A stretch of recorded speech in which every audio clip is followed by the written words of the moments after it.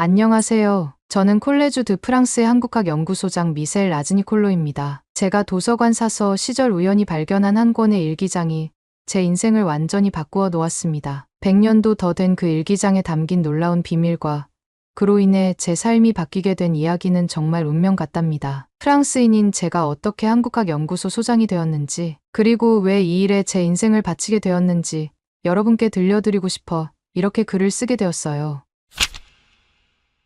먼저 저희 외할머니 이야기부터 해드리는 게 좋을 것 같네요. 저희 외할머니는 지금 파리 근교의 요양병원에 계시는데 연세가 93세이심에도 한국에 대한 이야기만 나오면 눈빛이 반짝이신답니다. 1950년 한국전쟁 당시 22살의 나이로 프랑스 적십자 간호사로 참전하셨던 외할머니는 전쟁의 폐허 속에서도 희망을 잃지 않던 한국인들의 모습을 늘 이야기해 주셨답니다. 모든 것을 잃은 상황에서도 서로를 위로하고 격려하던 모습, 한 조각의 빵도 나누어 먹고 추운 밤이면 서로의 손을 잡아주던 그들의 모습이 마치 기적 같았다고 외할머니는 자주 회상하시곤 했죠. 그래서였을까요? 제가 처음 BTS의 Spring Day를 들었을 때 왠지 모를 깊은 감동이 밀려왔어요. 전쟁의 상처 속에서도 희망을 노래하던 한국인들의 이야기를 들려주시던 외할머니의 목소리가 이 노래 속에 담겨 있는 것만 같았거든요. 서로를 보듬고 위로하는 가사, 더 나은 미래를 향한 희망의 메시지. 그 모든 것이 외할머니가 들려주시던 한국인들의 모습과 겹쳐 보였답니다. 특히 봄날이 꼭 올 것이라는 희망의 메시지가 나올 때면 폐허 속에서도 미래를 믿었던 그들의 눈빛이 떠오르곤 했죠. 그렇게 BTS의 음악을 들으면서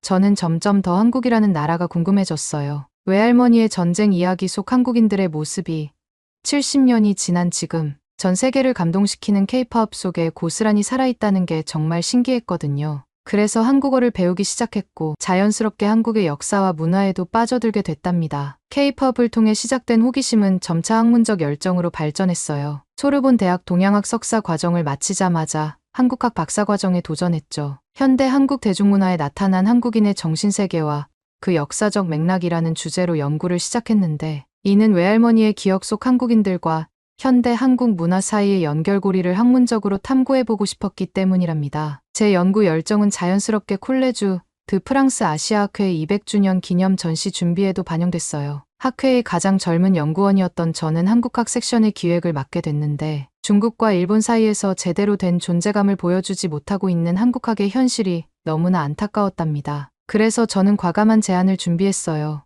200년이라는 긴 역사를 가진 우리 학회가 이제는 한국학을 독립된 영역으로 다뤄야 한다는 내용이었죠. 전시회 준비위원회 회의가 열리던 그날, 저는 평소보다 일찍 회의실에 도착했어요. 벽면에 걸린 BTS 월드투어 포스터를 바라보며 발표 자료를 다시 한번 점검했죠. 그들이 세계적인 성공을 거두었듯이 오늘 제 발표도 성공적이길 바라는 마음으로 말이에요. 회의실이 하나 둘 참석자들로 채워지기 시작했어요. 중국관과 일본관을 담당하는 큐레이터들의 모습이 보였고 그들의 표정에서 왠지 모를 긴장감이 느껴졌답니다. 아마도 제가 준비한 발표 내용을 어렴풋이 짐작하고 있었나 봐요. 마지막으로 회의실 창밖으로 내리는 가을비를 바라보며 심호흡을 했죠. 그리고 운명처럼 그날의 격렬한 토론이 시작됐답니다. 그날 회의장의 분위기는 처음부터 팽팽한 긴장감이 감돌았어요. 회의실 창밖으로는 파리의 늦가을 비가 내리고 있었지만 실내는 마치 한여름처럼 후덥지근했답니다. 저는 한국학 전시 섹션의 독립성을 주장하는 발표 자료를 들고 일어섰죠.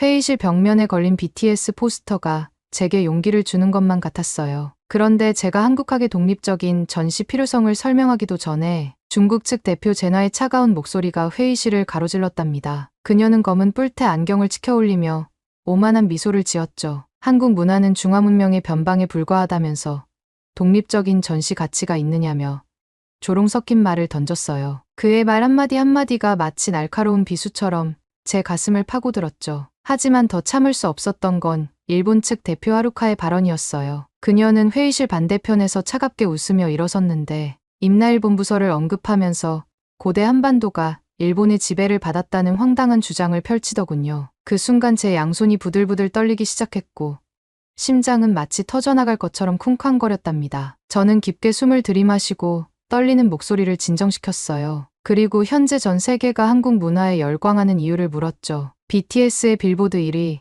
기생충의 아카데미 수상, 전 세계를 강타한 오징어 게임까지. 하지만 하루카는 저를 마치 어린아이 다루듯 비웃으며 이런 현대의 성공이 과거의 역사적 진실을 바꿀 수는 없다고 말했어요. 그러면서 그들의 주장을 뒷받침할 만한 역사적 증거가 있느냐며 차갑게 되물었죠. 회의실은 순간 숨막히는 침묵에 빠졌어요. 제나와 하루카의 얼굴에는 승리를 확신하는 미소가 어려 있었고 다른 참석자들은 고개를 숙인 채 아무 말도 하지 않았답니다. 그때였어요. 마치 운명처럼 제 휴대폰이 울렸고 화면에는 절친한 친구이자 도서관 사서인 아미나의 이름이 떠 있었죠. 마치 구원의 손길처럼 찾아온 아미나의 전화. 그 순간을 저는 영원히 잊을 수 없을 거예요. 회의장의 숨막히는 침묵 속에서 울리는 전화벨 소리에 모두의 시선이 저를 향했죠. 평소의 차분한 성격과는 달리 전화기 너머로 들려오는 아미나의 목소리는 흥분으로 가득 차 있었답니다. 무언가 믿을 수 없는 것을 발견했다며 당장 도서관으로 와달라고 재촉하더군요. 순간적으로 망설였어요. 중요한 회의를 중간에 빠져나가는 것이 예의가 아니라는 생각도 들었지만 아미나의 다급한 목소리에서 느껴지는 특별한 무언가가 저를 이끌었답니다. 제나와 하루카를 향해 짧게 고개를 숙이고 저는 서둘러 회의실을 빠져나왔어요. 도서관으로 향하는 복도는 왠지 평소보다 더 길게 느껴졌어요. 200년의 역사가 고스란히 담긴 오래된 벽돌 건물의 나무 계단을 한다름에 올라가 숨을 헐떡이며 도서관 깊숙한 곳에 있는 서고에 도착했죠. 그곳에서 아미나는 작은 손전등을 들고 저를 기다리고 있었어요. 아미나는 저를 보자마자 손가락을 입술에 갖다 대며 조용히 하라는 신호를 보냈어요. 마치 중대한 비밀을 간직한 사람처럼 그녀의 눈빛은 평소와 달리 날카롭게 빛나고 있었죠. 그리고는 오래된 서가 깊숙한 곳으로 저를 이끌었는데 발걸음 소리조차 죽여가며 걷는 그녀의 모습에서 뭔가 특별한 것을 발견했다는 직감이 들었답니다. 먼지 쌓인 책장 사이에서 그녀가 꺼내온 것은 낡은 나무로 만든 작은 상자였어요. 상자의 모서리는 세월의 흔적으로 거무스름했고 작은 황동 자물쇠는 녹이 슬어 있었죠. 상자를 바라보는 순간 제 심장은 마치 고대 북소리처럼 쿵쾅거리기 시작했어요. 이상하게도 이 작은 상자에서 뭔가 강렬한 기운이 느껴졌거든요. 손끝이 벌벌 떨렸어요. 마치 운명의 문을 여는 것 같은 긴장감이 온몸을 감쌌죠. 떨리는 손으로 상자를 열자 그 안에서 조심스럽게 말린 두루마리 하나가 모습을 드러냈습니다. 순간 숨이 멎는 것 같았어요. 아미나와 저는 서로를 바라보며 잠시 눈빛을 교환했죠. 그녀의 눈동자에서도 같은 전율이 느껴졌답니다. 마치 시간이 멈춘 것처럼 천천히 아주 조심스럽게 우리는 두루마리를 펼치기 시작했어요. 오래된 종이가 부서질까봐 손끝에 온 신경을 집중했죠. 서가 사이로 비치는 희미한 가을 햇살이 마치 스포트라이트처럼 두루마리를 비추었어요. 그리고 그 순간 거대한 탁본이 마치 오랜 잠에서 깨어나듯 그 모습을 드러냈답니다. 숨이 멎는 것 같았어요. 200년 된 도서관의 공기마저 이 순간을 위해 숨을 죽인 듯했죠. 탁본 위로 드리워진 우리의 그림자가 마치 과거와 현재가 만나는 것처럼 느껴졌어요. 이건 단순한 발견이 아니었어요. 우리는 지금 역사의 한 페이지를 마주하고 있었고 제 온몸의 세포 하나하나가 이 순간의 중요성을 온전히 느끼고 있었답니다. 마침내 완전히 펼쳐진 두루마리는 우리의 상상을 뛰어넘는 규모였어요. 아미나는 6m는 되는 것 같다며 놀란 목소리를 냈고 저도 고개를 끄덕일 수밖에 없었답니다. 이렇게 거대한 탁본은 본 적이 없었거든요. 그것도 100여 년이 넘는 세월 동안 이렇게 보존 상태가 양호하다니 정말 믿기지 않았어요. 우리는 천천히 탁본을 살펴보기 시작했어요. 먼저 눈에 들어온 건 비석의 균열을 따라 생긴 하얀 자국들이었죠. 아미나가 이 부분은 석회를 발라서 글자를 선명하게 만든 것 같다고 말했는데 그녀의 관찰력은 언제나 날카로웠답니다. 저는 그 위에 찍힌 한자들을 유심히 살펴보았어요. 각각의 글자가 마치 살아있는 것처럼 힘이 넘쳤거든요. 아미나는 이상하다며 고개를 갸웃거렸어요. 중국 비문치고는 뭔가 다른 느낌이 든다고. 글자의 모양이나 새기는 방식이 특이하다고 말하던 그녀의 목소리가 채 끝나기도 전에 제 시선이 한 부분에 고정됐어요. 비스듬히 비치는 햇살 아래 수많은 한자들 사이에서 한 글자가 제 시선을 사로잡았어요. 신라. 순간 온몸에 전율이 일었답니다. 마치 전기가 흐르는 것처럼 등줄기가 서늘해지면서 동시에 뜨거운 무언가가 가슴 속에서 솟구쳤어요. 이것은 분명 동아시아의 문서였지만 중국이나 일본의 것이 아닌 한국의 문화재라는 직감이 강하게 들었죠. 떨리는 목소리로 아미나에게 이 글자를 가리켰어요. 신라가 고대 한국의 왕국 이름이라고 설명하자 아미나의 눈도 커졌답니다. 순간 우리는 서로를 바라보며 같은 생각을 했어요. 이것은 단순한 문서가 아닌 잃어버린 한국의 역사적 증거였던 거예요. 신라라는 글자를 발견한 순간의 흥분과 설렘을 가득 담아 아미나에게 속삭였어요. 그러나 도서관 서고에서 이런 중요한 문화재를 계속 살펴보는 것은 위험해 보였죠. 아미나와 눈빛을 교환한 후 우리는 조심스럽게 탁본을 다시 마라 한국학 자료실로 옮기기로 했답니다. 자료실에서 탁본을 다시 펼치며 우리는 더욱 세밀하게 살펴보기 시작했어요. 글자 하나하나를 확인할 때마다 이것이 한국 문화재라는 확신은 더욱 강해졌죠. 아미나는 곧바로 휴대폰을 꺼내 한국학 도서관의 노미숙 사서님께 연락을 드렸어요. 워낙 꼼꼼하고 신중한 성격인 아미나였기에 이런 중대한 발견에는 전문가의 확인이 절대적으로 필요하다고 생각했나 봐요. 노미숙 사서님은 파리의 한국 문화재 분야에서 가장 신뢰받는 전문가였어요. 30년 넘게 한국학 도서관을 지켜오신 분이라 혹시나 이런 귀중한 발견이 있을까 늘 기대하고 계셨다고 해요. 전화를 받자마자 곧장 오시겠다고 하셨죠. 그런데 웬일인지 우리의 대화가 3층 건물 전체에 퍼져나간 걸까요? 마치 그림자처럼 제나가 자료실 문 앞에 나타났어요. 중국 고문서 분야의 신성으로 불리는 그녀는 늘 완벽하게 다림질된 실크, 블라우스에 테일러드 재킷을 즐겨 입었죠. 베이징대 최연소 박사 출신이라는 이력을 항상 자랑스레 내세우며 동양 고문서 분야에서 자신만한 전문가가 없다고 자부하던 사람이었답니다. 제나는 날렵한 하이힐 소리를 내며 우리 쪽으로 다가왔어요. 회의실에서 보았던 그 오만한 미소를 그대로 띈 채 도수 높은 금태, 안경 너머로 차가운 눈빛을 보내며 우리를 내려다보았죠. 그녀의 긴 생머리가 어깨에서 우아하게 흔들렸지만 그 눈빛만은 매서웠답니다. 제나는 탁본을 힐끗 보더니 비웃듯 입꼬리를 올렸어요. 한자로 된 문서는 당연히 중국의 것이라며 이는 분명 당나라 시대의 변방 기록일 것이라고 단정지었죠. 그녀의 가느다란 손가락이 탁본을 향해 뻗어오면서 이것을 중국 고문서 연구실로 가져가서 자세히 검토하겠다고 말했어요. 순간 제 심장이 쿵쾅거렸답니다. 베이징 대학의 동북공정 프로젝트에 참여했던 제나가 이 탁본을 가져간다면 또다시 한국의 고대사가 중국의 지방 역사로 왜곡될 수 있겠다는 두려움이 엄습했거든요. 얼마 전에도 그녀는 고구려를 중국의 소수민족 정도로 폄하하는 논문을 발표했었죠. 이대로 빼앗기면 안 된다는 절박한 마음이 온몸을 휘감았어요. 그때였어요. 노미숙 사서님이 자료실에 도착하셨답니다. 항상 한복을 개량한 듯한 단아한 치마를 즐겨 입으시던 그녀는 이날도 우아한 걸음걸이로 다가오셨어요. 노미숙 선생님은 60대 후반의 나이에도 불구하고 늘 고전적인 아름다움과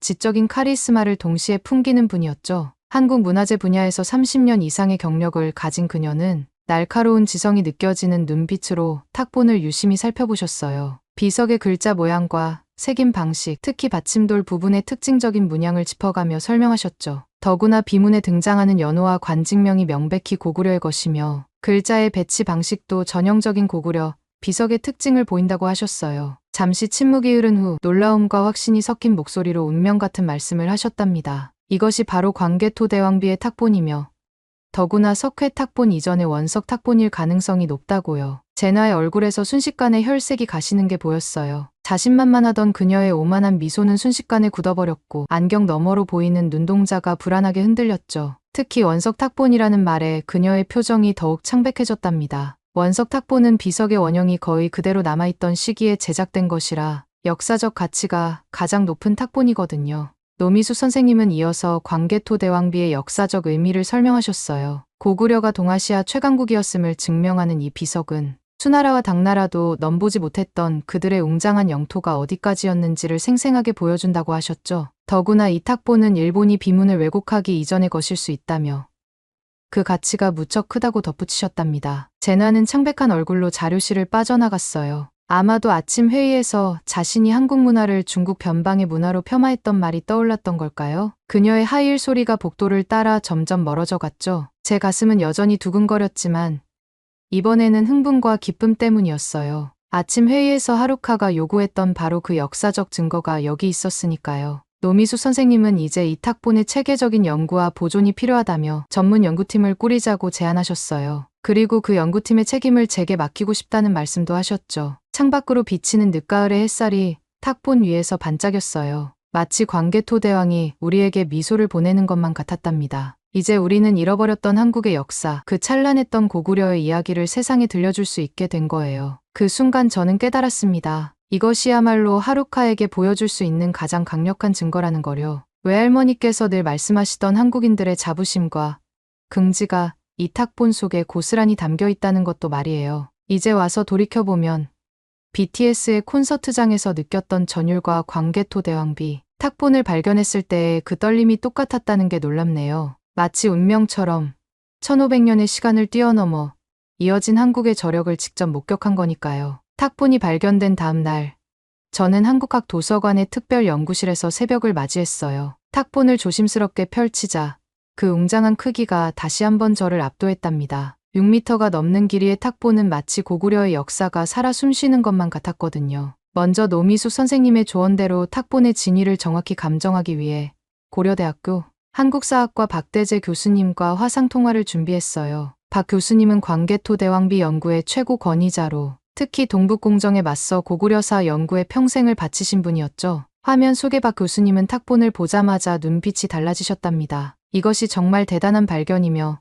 석회로 덧칠하기 전에 원석 탁본일 가능성이 높다는 설명을 해주셨어요. 비문의 보존 상태에 대해 말씀하시던 중 제나의 동북공정 주장을 전해 들으시곤 교수님의 목소리가 격앙되기 시작했어요. 이런 식의 역사 왜곡이 계속되어서는 안 된다며 박 교수님의 떨리는 목소리에는 분노와 안타까움이 가득했어요. 광개토대왕비는 고구려가 동아시아 최강국이었음을 증명하는 가장 확실한 증거라고 하시면서 이 탁본의 연구와 보존이 이제 제 책임이라고 당부하셨답니다. 교수님의 말씀에 가슴이 뭉클해졌답니다. 그리고는 곧바로 비문 해독 작업에 몰두했어요. 한 글자 한 글자를 확인할 때마다 고구려의 웅장한 역사가 눈앞에 펼쳐지는 것만 같았죠. 특히 광개토대왕이 만주 전역을 평정하고 백제를 굴복시키며 신라를 도와 왜구를 물리치는 내용을 읽으면서는 가슴이 뜨거워졌답니다. 연구실 벽에 커다란 지도를 펼쳐놓고 비문에 나오는 고구려의 영토를 하나씩 표시해 나갔어요. 그러다 문득 제 눈을 의심할 수밖에 없었죠. 표시된 영역이 현재 한국 기업들의 세계 진출 지도와 놀랍도록 겹쳐지는 게 아니겠어요? 마치 1500년 전 광개토대왕이 개척했던 그 길을 따라 현대의 한국 기업들이 세계로 뻗어나가는 것만 같았답니다. 이런 놀라운 발견에 가슴이 두근거리던 그때 아미나가 커다란 스크린을 들고 연구실로 들어왔어요. 우리는 곧바로 고구려 영토 지도 위에 현대 한국 기업들의 진출 현황을 투사해보기 시작했답니다. 과거 고구려가 지배했던 만주 지역에는 현대자동차의 공장들이 들어서 있었고 광개토대왕이 원정했던 내몽골 지역에는 삼성전자의 거대한 생산기지가 자리 잡고 있더군요. 심지어 신라를 도와 왜구를 물리쳤던 바닷길은 현재 케이팝이 일본을 비롯한 아시아 전역으로 퍼져나가는 문화의 통로가 되어 있었어요. 이 발견을 정리하면서 문득 깨달았답니다. 1500년의 시간을 뛰어넘어 고구려의 진취적인 기상이 현대 한국인의 DNA 속에 그대로 살아 숨쉬고 있다는 거려. 마치 광개토대왕이 말을 타고 만주 벌판을 누비며 새로운 영토를 개척했듯이 현대의 한국인들은 기술과 문화로 세계를 향해 나아가고 있었던 거예요. 더욱 흥미로웠던 건 비문에 새겨진 고구려인들의 기상이었어요. 그들은 자신들이 천하의 중심이라는 자부심으로 가득 차 있었고 주변국과 당당히 맞서 싸웠답니다. 이런 자부심은 지금의 BTS가 빌보드 차트 1위에 오르고 기생충이 아카데미상을 수상하며 오징어 게임이 전 세계를 열광시키는 한국인들의 자신감과 똑같아 보였죠. 노미숙 선생님이 들려주신 말씀이 떠올랐어요. 진정한 역사는 단순히 과거의 기록이 아니라 현재를 이해하고 미래를 그려나가는 힘이라고요. 그 순간 저는 이 탁본 연구가 단순한 학술적 발견을 넘어 한국의 저력과 미래를 보여주는 중요한 열쇠가 될 거란 확신이 들었답니다. 박 교수님께 이런 분석 결과를 보고하자 교수님의 눈시울이 붉어지셨어요. 프랑스의 젊은 연구자가 고구려와 현대 한국의 연관성을 이렇게 깊이 이해하고 있다는 사실에 감동하신 것 같았죠. 외할머니가 한국전쟁 때 보았던 한국인들의 불굴의 의지가 실은 광개토대왕 시대부터 이어져 온 것이었다는 생각에 저도 뭉클해졌답니다. 연구실의 창 너머로 저녁 노을이 물들기 시작했지만 저의 흥분은 가라앉을 줄 몰랐어요. 광개토대왕의 업적이 새겨진 비석이 세워진 곳, 중국 지린성 지안시는 현재 고구려 고분군이 있는 곳이기도 하다는 걸 알게 됐거든요. 그리고 그곳에는 세계문화유산으로 등재된 수많은 고구려 고분들이 있다는 사실도 새롭게 알게 됐답니다. 그런데 더욱 놀라웠던 건 이 비석이 단순한 기념비가 아니라는 사실이었어요. 광개토대왕의 영토 확장과 군사적 승리만을 자랑하는 것이 아니라 백성들의 안녕과 국가의 번영을 기원하는 내용도 담겨 있더군요. 마치 현대 한국 기업들이 세계 시장에서 성공하면서도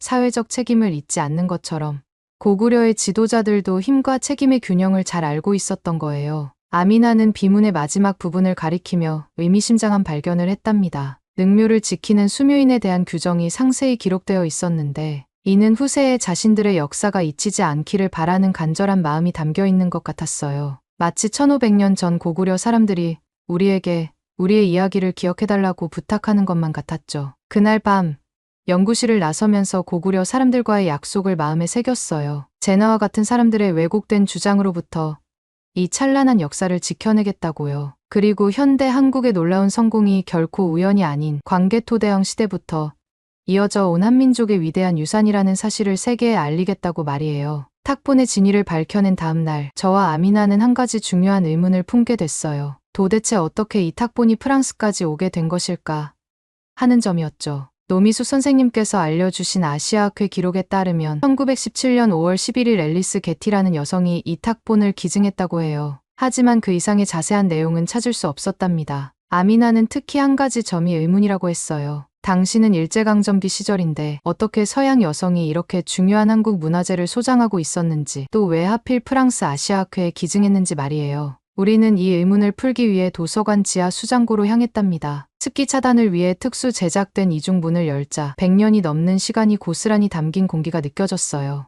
앨리스 게티는 당시 유명한 동양 미술 연구가였다고 해요. 특히 불교 미술의 조예가 깊었고 1914년에는 북방 불교의 불상과 도상에 관한 자료집을 발간했다는 기록도 있더군요. 재미있는 건 이 자료집 발간 전 6년 동안 그녀가 3차례나 동아시아를 여행했다는 사실이었어요. 특히 중국 베이징의 골동품 상가인 유리창을 자주 방문했다는 기록이 남아있었죠. 당시 이곳은 문화재 거래의 중심지였다고 하네요. 기증한 날짜인 1917년 5월 11일, 바로 그날 동양학자이자 아시아학회 회원이던 에두아르 샤반이 이 탁본에 대해 짧게 소개했다는 기록이 있더군요. 샤반은 현재 프랑스 국립도서관이 소장한 또 다른 광개토 대왕비 탁본의 수집가이기도 했죠. 이런 기록들을 정리하다 보니 뭔가 석연치 않은 점이 자꾸 눈에 띄었어요. 왜 게티는 자신이 수집한 탁본을 프랑스 국립도서관이 아닌 아시아학회에 기증했을까? 게다가 샤바니 같은 날 그 자리에 있었다는 것도 단순한 우연으로 보기엔 너무 의심스러웠죠. 서구 깊숙한 곳으로 들어갈수록 공기는 더욱 차가워졌어요. 100년이 넘는 세월 동안 쌓인 고문서들의 먼지 냄새가 코끝을 자극했죠. 우리는 동아시아 관련 자료가 보관된 D구역으로 향했는데 그곳에는 게티가 기증한 다른 불교 미술 자료들도 함께 보관되어 있었답니다. 서가 사이를 지날 때마다 삐걱거리는 오래된 나무 바닥 소리가 울렸어요. 그때였어요. 오래된 책장 뒤편에서 묘한 금소금이 들렸는데 자세히 살펴보니 벽면에 은밀하게 숨겨진 작은 금고를 발견했답니다. 표면에는 G라는 이니셜이 새겨져 있었고 금고 주변으로 불교 문양이 정교하게 새겨져 있었어요. 순간 심장이 쿵쾅거리기 시작했어요. 앨리스 게티. 바로 그녀의 금고일 거란 직감이 들었거든요. 우리의 발견에 들뜬 마음도 잠시 서구 입구 쪽에서 발자국 소리가 들려왔어요. 일본 고문서 담당 큐레이터인 하루카였죠. 평소와 달리 서류 가방을 들고 있었는데 동아시아 고문서 보존 상태 점검이 있다는 얘기는 듣지 못했었거든요. 그녀는 여전히 싸늘한 미소를 띤 채 금고를 힐끗 보더니 고문서 보존을 위해 이곳은 즉시 폐쇄해야 한다며 서고 열쇠를 내놓으라고 요구하는 거예요. 문서 보존이라는 명목으로 우리의 조사를 방해하려는 의도가 너무나 뻔히 보였답니다. 하루카의 갑작스러운 등장에 긴장감이 감돌았지만 아미나가 재치 있게 상황을 돌파했어요. 노미수 선생님의 공식 허가를 받은 조사라며 허가증을 내밀었거든요. 하루카는 입술을 깨물며 돌아섰지만 우리를 감시하듯 서고 입구 근처를 맴도는 게 느껴졌답니다. 금고 앞으로 다시 시선을 돌리자 불교 문양 사이에 숨겨진 작은 숫자들이 보였어요. 아미나는 이것이 게티가 남긴 암호일 거라며 그녀의 불교 미술 자료집을 가져왔죠. 우리는 자료집 속 불상 도판 번호와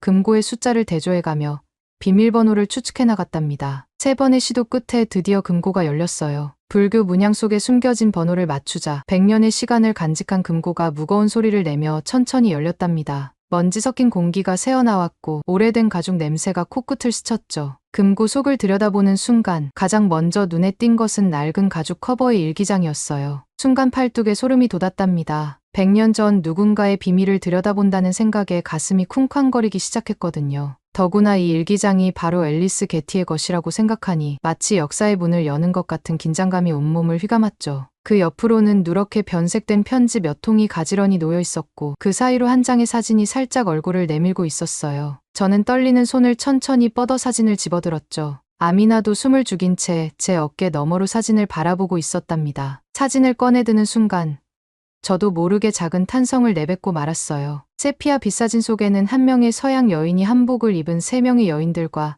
나란히 앉아 있었거든요. 우아한 자태의 서양 여인은 분명 게티였을 텐데 놀랍게도 그녀의 눈빛에서는 당시 조선 여인들과 똑같은 결연한 의지가 느껴졌답니다. 마치 그들과 하나가 된 듯한, 무언가 중요한 비밀을 공유하고 있는 듯한 그런 눈빛이었어요. 떨리는 손으로 사진을 뒤집어 보는 순간 저는 경악하고 말았습니다. 100년의 세월이 지났음에도 불구하고 검은 잉크로 쓰인 글씨가 너무나도 선명하게 남아있었거든요. 조선의 독립을 꿈꾸며 1912년 베이징. 이 글귀를 읽는 순간 저는 숨조차 쉴 수 없었답니다. 이제야 게티의 눈빛이 왜 그토록 강렬했는지 이해할 수 있었죠. 숨을 고르며 일기장을 집어들었어요. 표지의 가죽은 오랜 세월을 견뎌낸 듯 바스러질 것처럼 보였지만 묘하게도 단단했답니다. 첫 페이지를 조심스럽게 넘기자 모리스 쿠랑의 편지가 모습을 드러냈어요. 프랑스어로 쓰인 그의 필체를 알아보는 순간 저는 심장이 멈출 것만 같았죠. 편지를 읽어내려가는 동안 제 손은 계속해서 떨렸어요. 일제가 한글을 탄압하고 말살하려 한다는 소식을 전해 들은 쿠랑이 이를 막기 위해 비밀리에 한국어 문법서를 편찬하고 있다는 내용이었거든요. 특히 한글은 인류가 만든 가장 과학적이고 아름다운 문자라는 구절에서는 눈시울이 뜨거워졌답니다. 그런데 더 놀라운 것은 편지 뒷면이었어요. 쿠랑이 은밀히 기록해둔 한글 보존 계획이 상세히 적혀 있었죠. 당시 그가 파리 동양어학교에서 가르치던 학생들과 함께 한글로 된 책들을 수집하고 프랑스어로 번역해서 보관하고 있었다는 사실이 밝혀진 거예요. 아미나가 저를 바라보며 속삭였어요. 우리가 지금 발견한 것이 단순한 옛 기록이 아니라 한국의 문자와 문화를 지키기 위해 목숨을 걸었던 사람들의 비밀스러운 이야기라고요. 저는 고개를 끄덕이며 다음 페이지를 넘겼죠. 그리고 그곳에서 우리는 또 다른 충격적인 사실과 마주하게 됐답니다. 일기장 속에서 발견한 두 번째 편지는 샤를 바라의 것이었어요. 프랑스 외교관이었던 그의 편지에는 믿기 힘든 내용이 담겨 있었죠. 1910년대 일본이 조선의 문화재를 약탈하려 할 때 그가 비밀리에 고구려 문화재들을 프랑스로 반출했다는 거예요. 그것도 조선의 독립운동가들과 협력해서 말이에요. 편지를 읽어내려가는 동안 제 손이 부들부들 떨렸답니다. 일제의 감시를 피해 문화재를 숨기고 보호하는 과정이 마치 첩보 영화처럼 상세히 적혀 있었거든요. 특히 광개토 대왕비 탁본과 관련된 부분에서는 숨이 멎는 것 같았어요. 바라가 쓴 글에 따르면 이 탁본은 단순한 문화재가 아니라 고구려의 영광을 증명하는 가장 강력한 증거였기에 반드시 지켜내야 할 가치가 있었다는 거예요. 게티의 일기는 여기서 더욱 충격적인 이야기를 들려주었답니다. 그녀는 불교 미술 연구가라는 신분을 이용해 비밀리에 독립운동을 지원했다고 해요. 특히 유리창에서 문화재를 구입하는 것처럼 가장하여 실제로는 독립운동가들에게 자금을 전달했다는 기록도 있었죠. 그리고 마지막 페이지에서 발견한 그녀의 고백은 우리를 완전히 숙연하게 만들었어요. 나는 중국과 일본의 문화를 모두 연구했지만 한국의 문화야말로 가장 독창적이고 예술적인 가치를 지니고 있다고 확신한다. 이 탁본을 프랑스 아시아학회에 기증하는 것은 언젠가 한국이 독립을 되찾았을 때 그들의 찬란했던 역사를 증명해줄 수 있기를 바라는 마음에서다. 이 모든 기록들을 읽어내려가는 동안 저와 아미나는 말을 잃었어요. 서양의 한 여성이 이토록 한국의 독립과 문화 수호에 깊이 관여했다는 사실이 너무나 놀라웠거든요. 창밖으로 비치는 햇살이 서서히 기울어가고 있었지만 우리는 계속해서 게티의 일기장을 읽어나갔답니다. 특히 충격적이었던 건 게티가 광개토 대왕비의 가치를 꿰뚫어보고 있었다는 점이었어요. 그녀는 일기에서 이렇게 적고 있었죠. 고구려는 중국이나 일본과는 차원이 다른 문명을 이룩했다. 광개토 대왕비야말로 그들이 동아시아의 최강대국이었음을 증명하는 가장 확실한 증거다. 이 사실이 알려지는 것을 두려워한 일본이 비문을 훼손하려 한다는 소문을 들었다. 그래서 게티는 프랑스 국립도서관이 아닌 아시아학회에 탁본을 기증했던 거예요. 당시 일본의 영향력이 닿지 않는 곳이면서도 샤반과 같은 동양학 전문가들이 있어 탁본의 가치를 제대로 연구하고 보존할 수 있는 곳이었기 때문이었죠. 갑자기 아미나가 일기장 속에서 작은 쪽지 하나를 발견했어요. 거기에는 이런 글이 적혀 있었답니다. 이 금고의 내용물은 반드시 한국이 독립을 되찾고 그들의 찬란했던 역사가 재평가될 때 세상에 공개되어야 한다. 저는 그 순간 전율이 온몸을 타고 흘렀어요. 우리가 발견한 것은 단순한 역사적 기록이 아닌 한 세기 동안 잠들어 있던 진실이었던 거예요. 하지만 우리의 발견은 여기서 끝이 아니었어요. 일기장 맨 뒷부분에서 발견한 낡은 지도 한 장이 우리의 시선을 사로잡았답니다. 그것은 당시 고구려 유적지들을 표시한 지도였는데 특히 광개토 대왕비가 있는 지린성 지안 지역이 붉은 잉크로 강조되어 있었죠. 게티는 지도 아래에 이런 메모를 남겼더군요. 이곳에는 아직 발견되지 않은 수많은 고구려의 문화재들이 묻혀 있다. 특히 광개토 대왕비 주변에는 더 많은 비석들이 있을 것이다. 하지만 지금 이것들을 파내는 것은 위험하다. 일본이 이를 약탈하거나 훼손할 것이 분명하기 때문이다. 순간 저는 전율이 잃었어요. 단순히 불교 미술 연구가였던 줄 알았던 게티가 사실은 한국의 독립운동을 지원했다는 사실도 놀라웠지만 광개토 대왕비 탁본을 프랑스로 가져온 것이 단순한 문화재 수집이 아닌 치밀한 계획하에 이루어진 문화수호 운동이었다는 사실에 정말 소름이 돋았답니다. 특히 한글의 우수성을 알아보고 보존하려 했던 모리스 쿠랑의 노력, 고구려 문화재를 지키려 했던 샤를 바라의 활동, 그리고 이 모든 것을 조용히 지원했던 게티. 이분들의 노력이 아니었다면 지금 우리는 이렇게 찬란했던 우리의 역사를 증명할 수 없었을 거예요. 아까 전 우리를 막으려 했던 하루카의 모습이 떠올랐어요. 그때는 몰랐지만 지금 제가 느끼는 이 전율은 아마도 100년 전 게티가 느꼈던 것과 같은 감정이었을 거예요. 마치 제가 독립운동가가 된 것 같은 이상한 흥분감도 들었죠. 그리고 이제는 제가 그들의 뒤를 이어 한국의 역사와 문화를 지켜내야 할 차례라는 사명감도 함께 말이에요. 아미나와 저는 서로를 바라보았어요. 우리가 해야 할 일이 무엇인지 이제는 분명해졌답니다. 100년 전 게티가 그랬듯이 이제는 우리가 이 역사적 진실을 지키고 알려야 할 차례였으니까요. 그리고 이것이야말로 한국을 진정으로 사랑했던 게티가 우리에게 남긴 마지막 선물이자 과제였던 거예요. 그때였습니다. 복도에서 들려오는 발소리에 저와 아미나는 순간 얼어붙었어요. 하루카가 서구 관리팀 직원들을 3명이나 대동하고 나타난 거예요. 그녀의 차가운 미소 뒤에 숨겨진 의도가 느껴졌죠. 마치 100년 전 일제가 우리 문화재를 약탈하려 했던 것처럼 하루카는 정식 공문을 내밀며 문서 보존이라는 명목으로 우리의 발견을 중단시키려 했답니다. 순간 제 머릿속에는 게티의 일기에서 읽었던 구절이 스쳐 지나갔어요. 그들은 언제나 그럴듯한 명분으로 우리의 역사를 왜곡하려 들 것이다. 저는 침착하게 일기장과 편지들을 정리하면서 아미나와 눈빛을 교환했죠. 비록 지금은 물러서야 하지만 우리는 이미 진실을 확인했으니까요. 다음 날 아침 일찍 노미숙 선생님과 박대재 교수님을 모시고 급히 회의를 열었어요. 어제의 사건과 게티의 일기장에서 발견한 내용들을 하나하나 전달하는 동안 두 분의 표정이 점점 더 무거워졌답니다. 특히 고구려 유적에 대한 게티의 예언적인 언급을 전달했을 때는 박 교수님의 눈빛이 마치 칼날처럼 예리하게 빛났죠. 박 교수님은 주먹을 불끈 쥐시며 우리의 사명을 강조하셨어요. 게티가 100년 전에 예견했던 것처럼 지금도 고구려의 문화유산이 중국과 일본 사이에서 위험에 처해 있다고요. 그리고 이제는 우리가 나서서 이것을 지켜내야 할 때라고 말씀하셨답니다. 노미숙 선생님도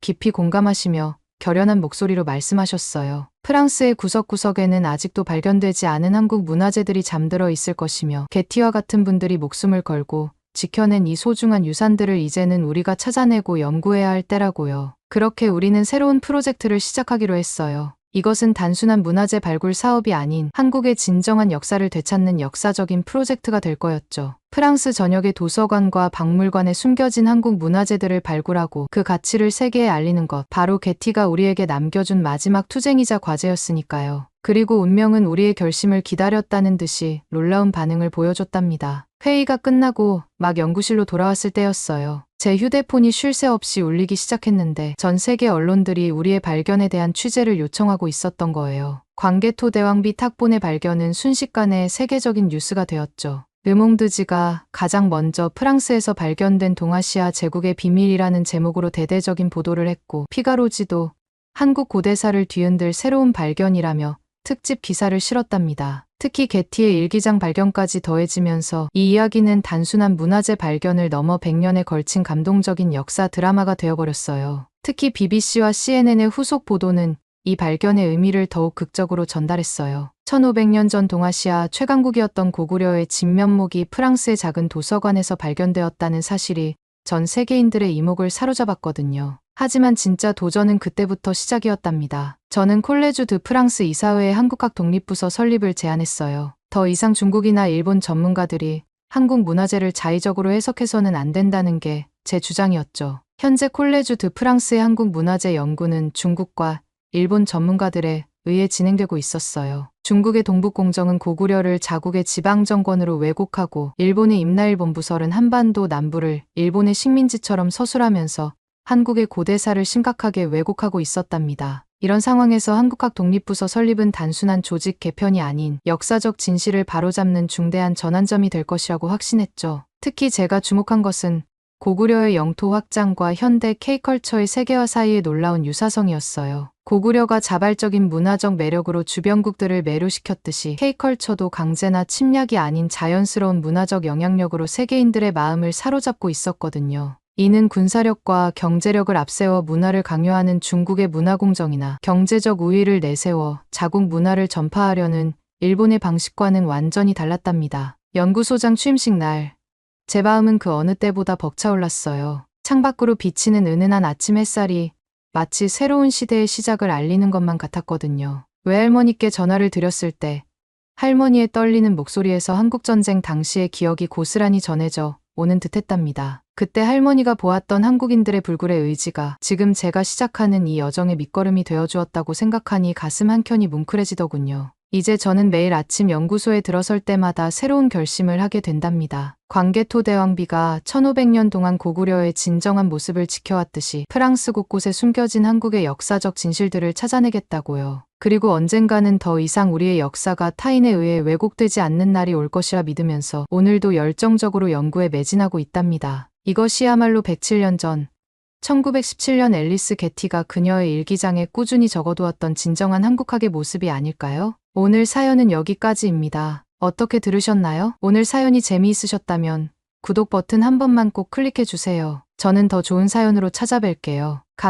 감동도서관이었습니다. 감사합니다. 중국은 과거부터 5000년간 대국으로서 아시아에서 영향력을 행사했어요. 주변국들은 중국의 눈치를 보며 조공을 바치면서 나라를 운영했어요. 특히 중국과 가까이 있던 고구려는 독자적인 문화가 없었습니다. 여기 하버드 대학교 세미나장에서 개념 없는 중국 학생이 망언을 쏟아내고 있는데요. 이때 한국 학생의 한마디에 세미나장은 일순간에 정적이 되고 중국 학생은 더 이상 고개를 들지 못하게 됩니다. 과연 무슨 일이 있었던 걸까요? 안녕하세요. 저는 하버드 대학교에 다니는 샬롯 윌슨이에요. 저는 고등학교 시절부터 역사와 문화에 깊은 관심을 가지고 있었습니다. 하버드 대학 입학을 위해서는 자기소개서와 에세이에 제 경험을 잘 녹여내야 했는데 저는 제 관심사를 살려 열정적으로 작성했어요. 특히 2년간 주말마다 참여했던 지역 문화유산 보존 활동이 큰 도움이 되었습니다. 또한 전국 고교생 역사 논문 대회에서 세계 대공황이 동아시아 국가 간 관계에 미친 영향이라는 주제로 대상을 받은 것도 제 열정을 보여주는 중요한 경험이었어요. 이런 노력 덕분에 하버드 동아시아학과에 장학생으로 입학할 수 있었습니다. 첫 학기가 시작되고 기숙사에서 룸메이트 사만다를 만났어요. 사만다는 영화학을 전공하는 2학년 학생이었는데 우리는 금세 친해졌죠. 어느 날 밤 사만다가 디즈니 영화 뮬란을 보자고 제안했습니다. 사실 저는 평소에 다큐멘터리나 역사 드라마를 주로 봐서 애니메이션은 좀 어린이틱하다고 생각했어요. 하지만 사만다의 열정적인 설명에 궁금해져서 함께 보기로 했습니다. 그런데 영화를 보고 나서 제 생각이 완전히 바뀌어 버렸어요. 뮬란이라는 한 여성이 가족을 위해 남장을 하고 전쟁에 나가는 용기 있는 모습이 정말 인상적이었거든요. 특히 가부장적인 사회에서 자신의 정체성을 지키려고 노력하는 모습이 현대 사회의 많은 젊은이들의 고민과 맞닿아 있다는 생각이 들었습니다. 영화의 배경도 눈길을 끌었어요. 웅장한 자금성, 끝없이 이어지는 만리장성,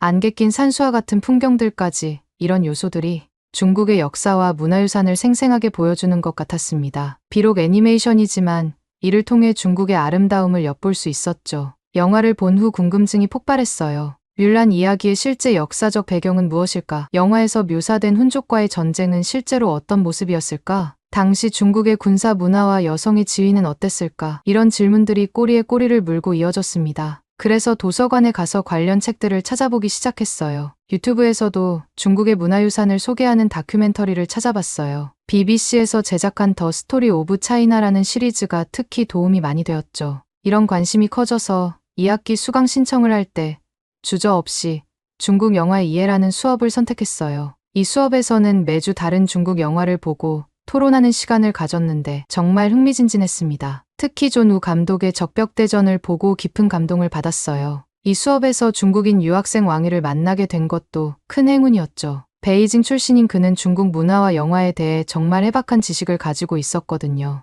영화 토론 시간마다 왕위는 영화에 숨겨진 역사적 맥락과 문화적 의미를 마치 이야기를 들려주듯 설명해 주었어요. 특히 제가 깊은 감명을 받았던 적벽대전에 대한 그의 해석이 정말 인상적이었답니다. 왕위는 이렇게 말했어요. 샬롯, 삼국지에서 가장 중요한 전투가 바로 이 적벽대전이야. 이 전투에서 제갈량은 정말 대단했지. 오나라의 힘을 빌려 손 하나 까딱 않고 위나라를 물리쳤어. 그리고 조조가 보낸 장관을 역이용해서 이간질까지 했다니까. 왕위의 이 말을 듣고 저는 깜짝 놀랐어요. 이간질은 분명 나쁜 것이지만 전쟁 중에는 이런 책략이 전략상 중요할 수 있다는 생각이 들었죠. 전쟁의 혼란 속에서도 이렇게 정교한 계략을 세울 수 있다니 정말 대단하다고 느꼈어요. 그러면서 문득 이런 전략이 현대 정치나 국제 관계에도 적용될 수 있을지 궁금해졌어요. 과연 효과적인 전략이 될 수 있는지 아니면 오히려 국제사회의 비난을 받게 될지 고민이 됐어요. 제가 이런 생각에 빠져 있을 때 왕위가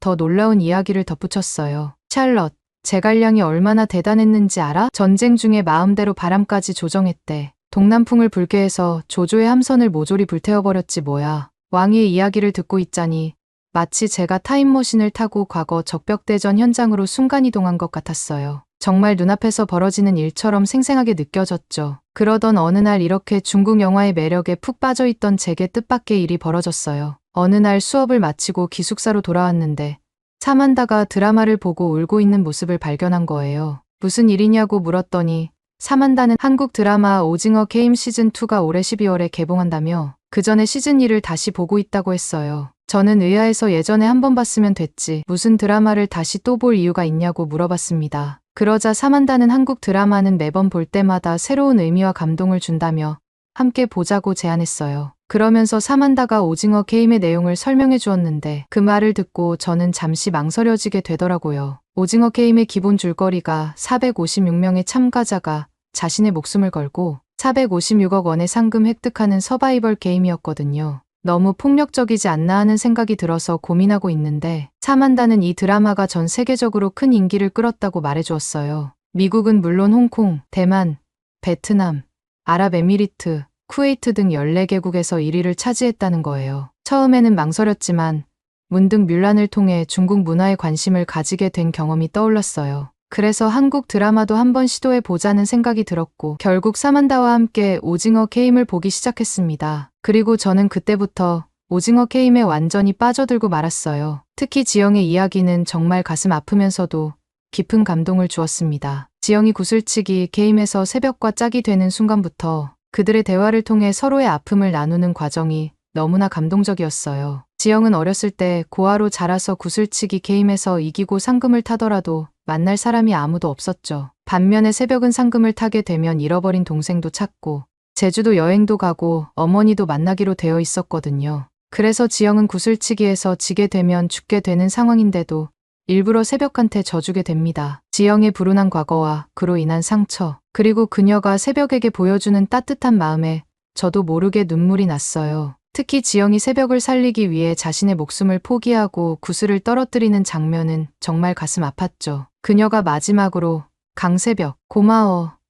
나랑 같이 해줘서 라고 말할 때 저와 사만다는 함께 흐르는 눈물을 멈출 수 없었어요. 이 장면을 통해 한국 드라마가 얼마나 감동적이고 깊이 있을 수 있는지 깨달았습니다. 단순한 서바이벌 게임을 넘어서 인간의 본성과 사회 문제를 깊이 있게 다루는 방식에 감탄했어요. 한국 드라마가 이렇게 사람의 마음 깊숙한 곳부터 울리며 감정을 건드릴 수 있다는 사실이 놀라웠습니다. 한편으로는 사만다를 통해 이 드라마가 미국 방송계 최고 건의상, 에미상 시상식에서 6관왕을 달성하며 새 역사를 썼는지 알게 되었죠. 게다가 왜 한국 드라마와 K 콘텐츠의 전 세계에 사람들이 열광하는지도 어렴풋이 알 수 있었습니다. 오징어 게임을 본 후 저는 한국 문화에 대해 더 깊이 빠지게 되고 궁금해졌어요. 사만다에게 오징어 게임2가 개봉하는 날을 물어보고 10월 26일을 달력에 저장해 두었습니다. 그리고 한국에 더 재미있는 드라마가 없는지 물어봤죠. 사만다는 더 재미있는 것을 찾아보자며 휴대폰으로 검색을 하기 시작했어요. 그런데 놀랍게도 그녀의 휴대폰은 접었다 폈다 할 수 있는 폴더블 삼성폰이었습니다. 이전에 사만다의 휴대폰으로 오징어 게임을 볼 때는 몰랐지만 그것이 반으로 접히는 휴대폰이었던 거예요. 접으면 휴대폰이 주머니에 쏙 들어가고 영상을 볼 때는 펴서 고화질로 영상을 볼 수 있어서 정말 탐났어요. 더 놀라운 것은 사만다에게 물어보니 삼성은 폴더블 기술력이 세계에서 가장 뛰어나고 그래서 한국을 대표하는 기업이라고 하더군요. 저는 미국인이라서 당연히 애플을 쓰는 게 좋다고 생각했는데 사만다의 말을 듣고 다음에는 삼성폰으로 바꿔볼까 하는 마음이 들었습니다. 그런데 이게 다가 아니었어요. 사만다는 삼성이 애플보다 뛰어난 점이 영상 화질에 있다면서? 심지어 이번 파리올림픽에서도 애플폰이 아니라 삼성폰이 중계 독점권을 받았다고 말했어요. 저는 깜짝 놀랐습니다. 우리나라 기업인 애플을 제치고 한국 기업이 올림픽 중계권을 따냈다니 말이에요. 스마트폰과 TV는 역시 한국이 IT 강국이라는 생각이 들었습니다. 곡면 디스플레이와 폴더블폰 같은 혁신적인 기술들은 우리 미국에는 없거든요. 이쯤 되니 저는 한국의 기술력에 대해 완전히 감탄하게 되었어요. 제가 이렇게 한국 드라마와 제품에 관심을 많이 가지니 사만다도 저에게 더 많은 한국 문화를 소개해주고 싶어 했어요. 사만다는 내일 점심을 학교 앞 한인식당 고추장에 가자고 제안했어요. 다음날 사만다와 함께 고추장에 갔습니다. 식당 문을 열고 들어서는 순간 풍성한 한국 음식 냄새가 코를 자극했어요. 놀랍게도 식당은 한국 식당인데 손님들은 거의 다 미국인이었습니다. 하버드에 다니는 학생들뿐만 아니라 근처에서 일하는 직장인들까지 점심시간이면 이 한인식당을 찾아 북적거린다고 하더라고요. 한국에서 미국으로 건너와 식당을 운영하시는 아주머니의 인상이 정말 푸근했어요. 음식도 한 그릇 가득 풍성하게 담아주셨죠. 저는 가장 추천하는 메뉴가 무엇인지 물어봤고 아주머니는 비빔밥을 추천해 주셨어요. 비빔밥을 먹어보니 여러 가지 채소와 고기, 계란이 어우러져 한 그릇에 건강한 한 끼를 담은 것 같았어요. 너무 맛있어서 어떻게 만드는 건지 아주머니께 여쭤봤더니 친절하게 재료와 조리법을 설명해 주셨습니다. 김치의 아삭한 식감과 매콤 새콤한 맛이 입안에서 춤을 추는 것 같았고 불고기의 부드러운 육질과 달콤한 양념 맛은 정말 환상적이었습니다. 이 경험을 통해 한식이 왜 세계적으로 인기 있는지 직접 체감할 수 있었어요. 건강에도 좋고 맛도 있어서 정말 놀라웠습니다. 미국에서도 이렇게 훌륭한 한국 문화와 먹거리를 즐길 수 있다는 사실에 왜 이제야 알게 되었는지 스스로에게 한탄했어요. 사만다라는 룸메이트를 만나 이런 경험을 할 수 있게 되어 정말 다행이라고 생각했습니다. 그녀 덕분에 한국 문화의 매력에 푹 빠지게 되었고 앞으로 더 많은 것을 배우고 싶다는 욕심이 생겼어요. 그래서 수업이 끝난 후 왕희에게 한국 문화에 대한 제 새로운 관심사를 신나게 이야기했습니다. 오징어 게임의 독특한 스토리와 한국 음식의 맛, 그리고 삼성의 혁신적인 기술에 대해 열정적으로 말했어요. 하지만 제 이야기를 들은 왕희의 반응은 예상과 달랐습니다. 그의 표정이 묘하게 변하더니 갑자기 오징어 게임은 한국이 중국 것을 베낀 거라고 주장하는 거예요. 저는 깜짝 놀라 그게 무슨 말이냐고 물었죠. 왕희는 한국은 과거부터 중국의 속국으로 소국이라 불리면서 자신들에게 조공을 바쳤다고 말했습니다. 저는 정말 큰 충격을 받았어요. 오징어 게임 같은 대작이 중국에서 베낀 것이라니 믿을 수가 없었습니다. 하지만 왕희는 거기서 멈추지 않았어요. 한국 문화의 중국 기원설을 계속해서 주장했거든요. 한복이 중국의 한푸에서 유래했다느니 한국의 전통 음식들도 대부분 중국에서 시작되었다느니 하는 말들이었습니다. 하지만 제가 지금까지 공부해본 걸 종합해봤을 때 왕희의 말이 쉽게 납득되지 않았어요. 한국의 김치나 비빔밥 같은 음식들은 한국의 기후와 식재료, 그리고 문화적 특성이 깊이 반영된 고유한 음식이라고 배웠고 한식 식당 고추장에서 주인 아주머니도 그렇게 말씀하셨거든요. 게다가 한식의 발효 문화나 장 문화 같은 세계적으로도 독특한 한국식 문화를 중국 거라고 주장하는 건 너무 터무니없는 말이었어요. 심지어 제가 사만다랑 같이 갔던 미국 내한식당 이름마저 고추장인걸요. 그래서 저도 나름대로 반박을 했어요. 문화는 서로 영향을 주고받는 것이고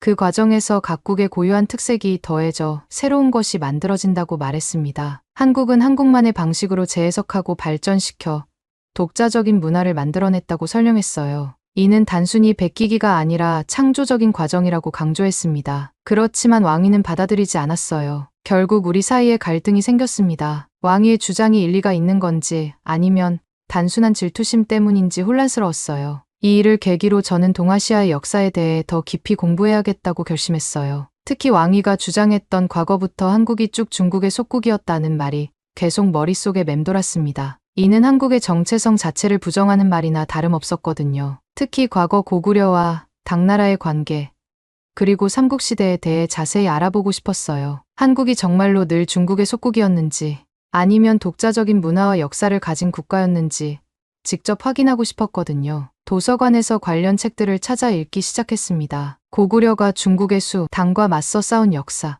신라가 당과 동맹을 맺어 삼국을 통일한 과정 등을 알게 되었어요. 특히 고구려 을지문덕이 평양성에서 수나라 군대를 유인해 살수해서 대승을 거둔 전략은 정말 놀라웠어요. 고구려의 역사를 깊게 공부해보니 을지문덕이 중국의 전략가 제갈량의 적벽대전 전략보다도 더 뛰어났다고 생각했습니다. 제갈량이 적벽대전에서 불과 20만의 군대로 조조의 80만 대군을 물리쳤다면 을지문덕은 30만의 군사로 수나라의 113만 대군을 격파했으니까요. 한편으로는 어떻게 고구려가 5천년간 중국의 침략을 물리치고 독자적인 국가로 살아남을 수 있었는지 그 핵심 원동력이 무엇인지도 궁금해졌습니다. 이런 뛰어난 전략과 군사력이 고구려의 독립을 지켜낸 큰 요인 중 하나였겠다는 생각이 들었어요. 그렇게 왕위와의 어색한 논쟁이 끝나고 기숙사로 돌아가는 중이었어요. 기숙사 현관 앞 게시판에서 한 포스터가 제 눈길을 끌었습니다. 하버드 동아시아 연구소에서 주최하는 동아시아의 역사와 문화 세미나에 대한 안내문이었어요. 이 세미나는 학생들뿐만 아니라 교수진과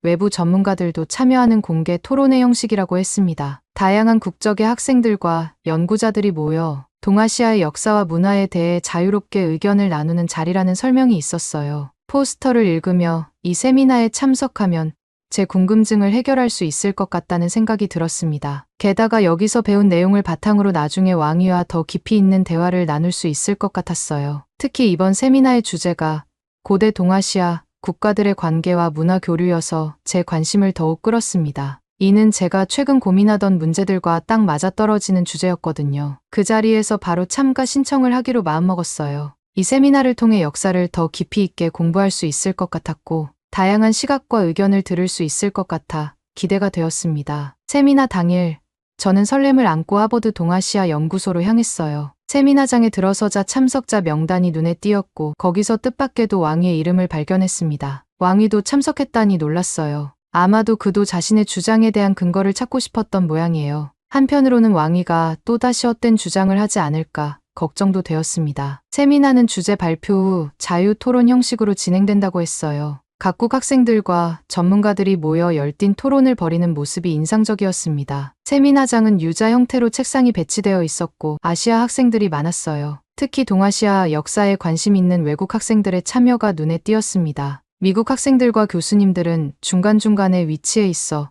토론 전체를 조율하는 듯한 인상을 주었죠. 토론이 시작되자 긴장감이 감돌았습니다. 각국 학생들은 자국의 입장을 대변하려는 듯 열정적으로 손을 들어 발언 기회를 얻으려 했어요. 특히 중국과 한국 학생들 사이의 신경전이 눈에 띄었습니다. 외국 학생들은 호기심 어린 눈으로 양측의 주장을 경청하는 모습이었어요. 토론이 시작되자 왕위가 먼저 발언권을 얻었어요. 그는 제 예상처럼 처음부터 거침없었습니다. 중국은 과거부터 5천년간 대국으로서 아시아에서 영향력을 행사했다고 주장했어요. 주변국들은 중국의 눈치를 보며 조공을 바치면서 나라를 운영했다고 말했습니다. 특히 중국과 가까이 있던 고구려는 약탈 문화를 기초로 해서 성장한 나라라고 언급했어요. 역시 제 예상처럼 왕위는 중국 역사를 우선시하고 의도적으로 한국의 문화를 폄하하는 것처럼 느껴졌습니다. 저도 왕위와의 대화 후 도서관에서 공부했던 내용을 말하려고 손을 들려고 했어요. 고구려는 중국의 조공을 바치기보다 용맹하게 맞서 싸웠고 을지문덕의 살수대첩 등 제가 봤던 것을 이야기하려 했습니다. 그런데 그때 한 학생이 먼저 손을 들고 발언권을 얻었어요. 그는 키가 크고 단정한 외모에 날카로운 눈빛을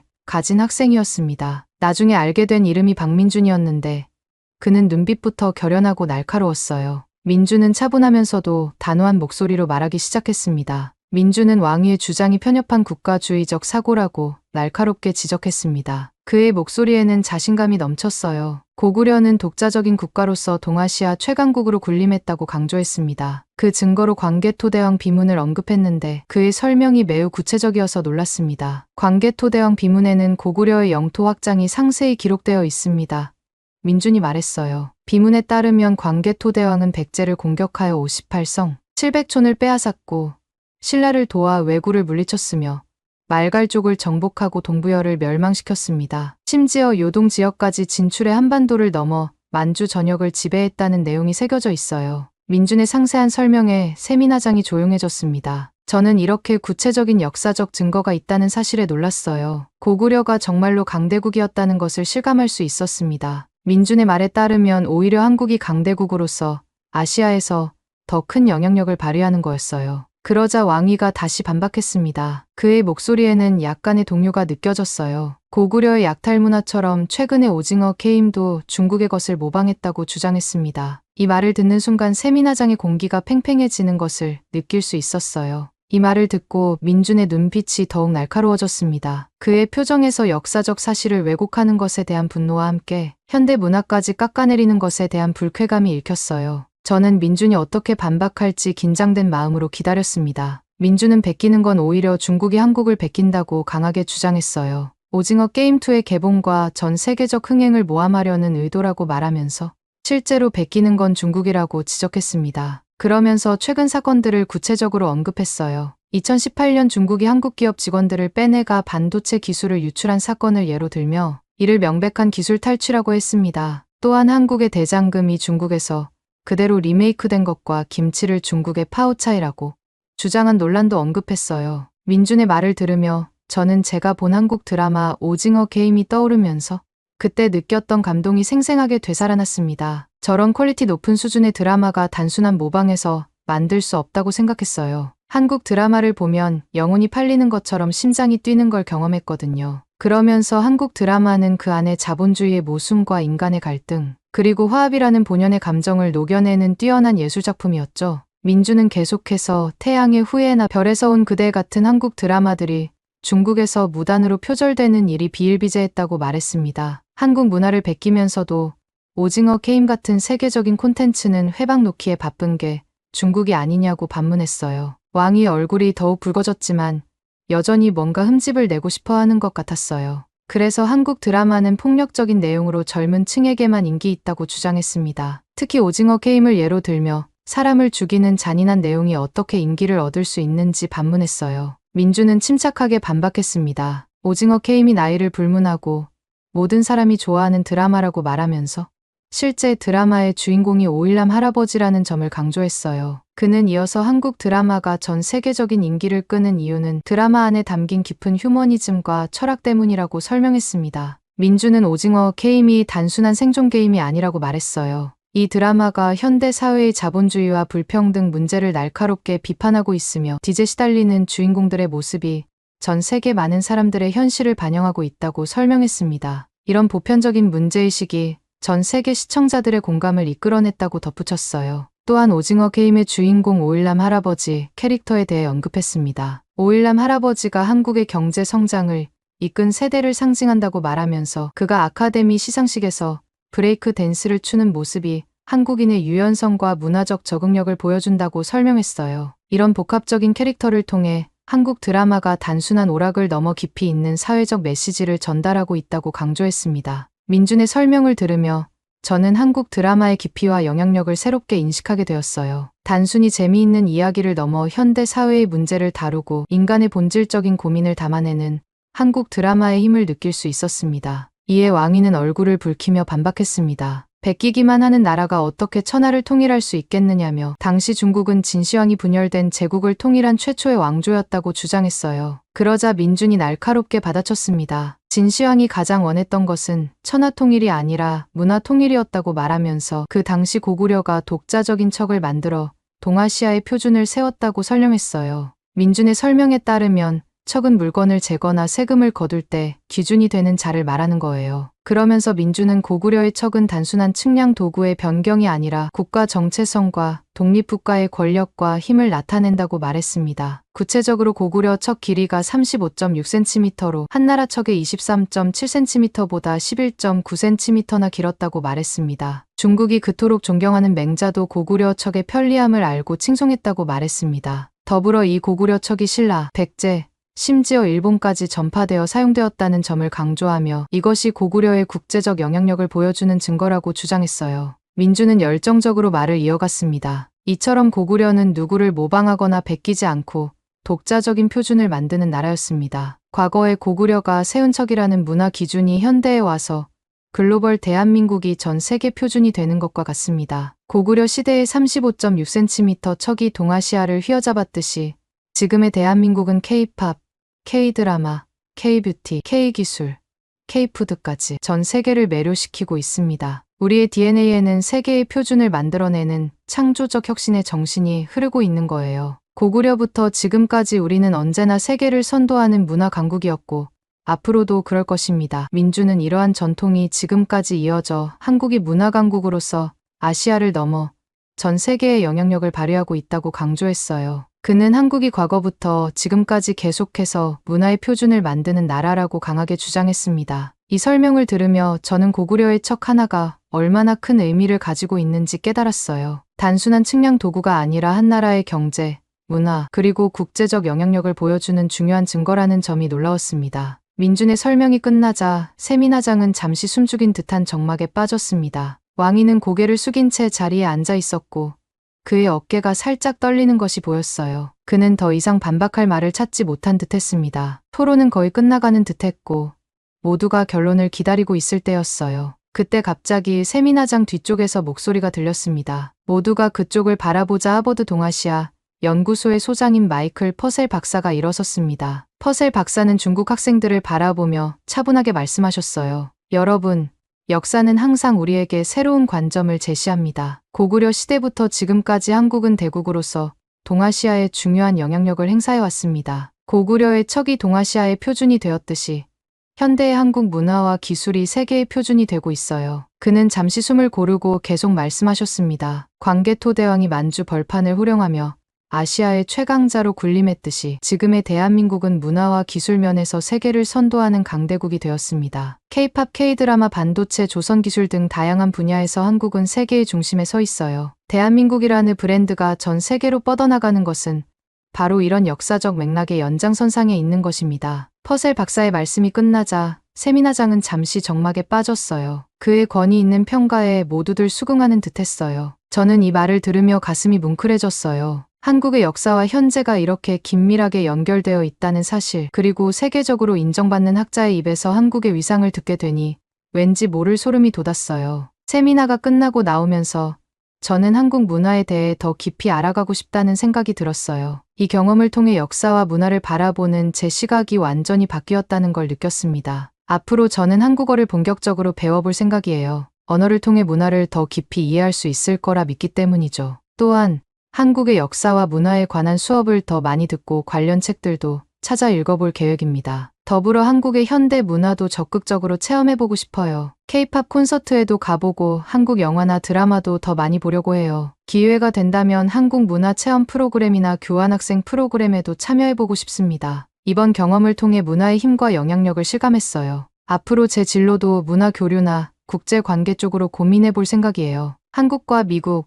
나아가 전 세계의 문화를 이어주는 가교 역할을 하고 싶다는 꿈이 생겼거든요. 오늘 사연은 여기까지입니다. 어떻게 들으셨나요? 광개토대왕이 만주 벌판을 호령하며 아시아의 최강자로 군림했듯이 지금의 대한민국은 문화와 기술 면에서 세계를 선도하는 강대국이 되었습니다. 저는 이 말에서 정말 소름이 돋았네요. 한국 드라마와 영화가 사랑받는 이유가 광개토 대왕님 때부터였군요. 여러분 생각은 어떤지 댓글 많이 달아주세요. 그 전에 구독 버튼 꼭 클릭해 주시고요. 저는 더 좋은 사연으로 찾아뵐게요. 감동도서관이었습니다. 감사합니다.